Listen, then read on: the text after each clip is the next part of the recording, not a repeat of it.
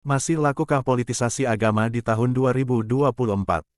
Politisasi agama adalah penggunaan agama atau simbol-simbol agama sebagai alat untuk mendapatkan tujuan-tujuan politik. Politisasi agama adalah fenomena yang telah terjadi di Indonesia selama beberapa dekade terakhir dan masih menjadi isu yang kontroversial hingga saat ini. Politik yang menggunakan isu agama atau identitas agama untuk memperoleh dukungan politik atau mengkonsolidasikan kekuasaan telah menjadi masalah yang mempengaruhi stabilitas dan harmoni sosial di Indonesia. Politisasi agama dapat mengarah pada polarisasi masyarakat dan meningkatkan ketegangan antar kelompok agama. Untuk meminimalisir politisasi agama, dibutuhkan kesadaran dan tindakan dari berbagai pihak, termasuk masyarakat, politisi, dan media massa. Pemerintah juga harus memastikan bahwa agama tidak dipolitisasi dan memperkuat lembaga-lembaga yang bertanggung jawab untuk menjaga keamanan dan harmoni sosial. Dalam politik yang sehat, isu agama harus diperlakukan secara terpisah dari politik, dan kebijakan publik harus berdasarkan pada prinsip-prinsip yang menghormati keberagaman agama dan kepercayaan. Politisasi agama sudah sering dipergunakan oleh pihak-pihak yang berpolitik untuk melancarkan tujuannya meraih kekuasaan.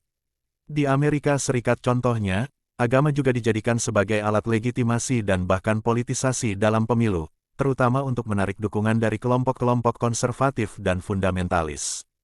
Kemenangan Donald Trump dalam pemilihan Presiden Amerika Serikat pada 2016 lalu tidak terlepas dari politisasi agama dalam kampanyenya, terutama politik anti-Islam atau Islamofobia dan anti-imigran.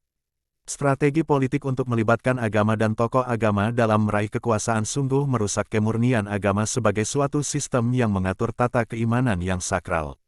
Di sisi lain, jika tim sukses pasangan calon hanya fokus kepada satu agama saja, maka akan rentan terjadi disintegrasi, karena negara Indonesia adalah negara yang pluralis. Tidak ada jaminan bahwa nantinya pemimpin yang terpilih dapat berlaku adil melihat Indonesia begitu pluralis dan apakah tidak akan ada preferensi kepada agama tertentu dalam membentuk suatu kebijakan. Dan jika agama terus dikaitkan dengan politik, maka lambat laun politik seolah-olah menjadi suatu kegiatan suci yang tidak dapat diralat dan dikritik oleh para elit politik dan rakyat, karena akan selalu dikaitkan dengan agama yang sifatnya luhur. Agama mengajarkan manusia kebaikan dan kasih sayang. Namun politik jika bertemu dengan agama akan membawa rasa emosional bagi rakyat dan bukan cara berpikir rasional dalam menentukan pilihan politiknya.